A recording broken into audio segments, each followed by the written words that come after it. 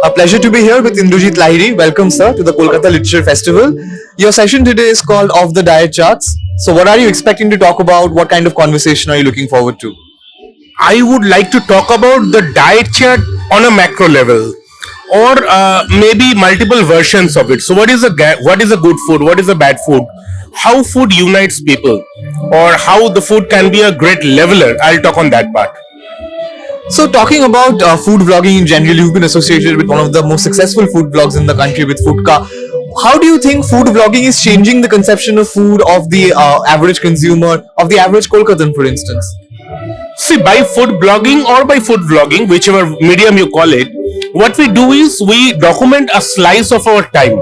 So, if I go forward to around say 20, 30, 40 years, and if there is internet, somebody will have to come to the content done by the food bloggers or the food vloggers to understand what it was back then. Like now, what we are trying to go back to is those 100-year-old pictures or paintings to understand how it was. Somebody will have to come back to us. That's what we do. Wonderful. In all these years of documenting food about Kolkata, in Kolkata, what Kolkatans eat, what do you feel are the most unique features in the way this city loves food, in the way this city consumes food? This city, what should I say? It connects a lot of people. There are 25 to 30 communities who have come down here, and Calcutta food is a great melting point, which has all the food varieties, collected them and made it our own. So there is a mishti and there is luchi aloo dum. Probably none of these items were actually for Bengal. But what we did is we made them our own and we have created our own food culture. That's what Calcutta does. But do you think somewhere Bengalis are complacent about the food that is native to them, which is perhaps why Bengali food doesn't quite reach the scales of popularity outside Calcutta or outside Bengal, even outside India? Are we complacent about our food, or do you think that it's just a phenomenon, a socio-cultural phenomenon that's more complicated? What we understand is Bengal loves to take people in, understand their culture and make them our own. So whatever is floated around, many of the cultures have evolved from Bengal. So I won't be saying that. Okay. What do you make of the mushrooming of cafes that have happened in Kolkata in the last 2 years, particularly after the pandemic? There seems to be a cafe in every single part of the city, especially South Kolkata. Would it be fair to say that we are now becoming the cafe capital of the country? I'm not very sure. I have traveled hardly in 30-40 cities of this country.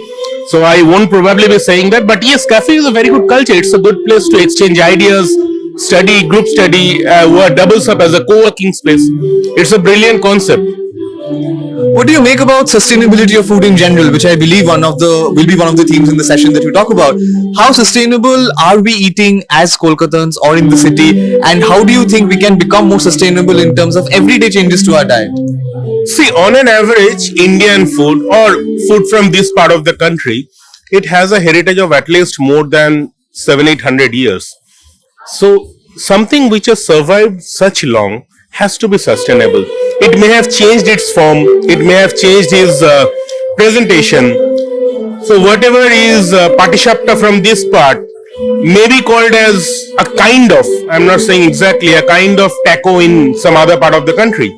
So it's basically a pancake rolled with something in between. So we are sustainable, yes. My final question is about storytelling when it comes to food, and you've been one of the finest storytellers that we've had recently. So, how would you say storytelling on food or about food is evolving at a time when people love to consume bit-sized content? So, whether that be Instagram Reels, whether that be small videos on YouTube, how is the challenge of telling stories about food becoming different with time? See, storytelling is something which is an eternal thing. In India, we are not good at documenting stuff. We used to say that if a British goes for a hunting, there would be 3 people surrounding him. One would be documenting, one would be carrying the gun and stuff like that. What we do is we immortalize the events by storytelling, by your fables, by the songs, and the storytelling changes its form. Whatever there is a story, I document it in my blog called Mohamushkil. The same content changes slightly its form and goes to my book named Food Kahini or Aro Food Kahini, and it goes to a visual medium with my YouTube channel Foodka. So storytelling is eternal. Might be the form is changed. Wonderful. Thank you so much, sir. Have a great time at KLM. Thank you so much.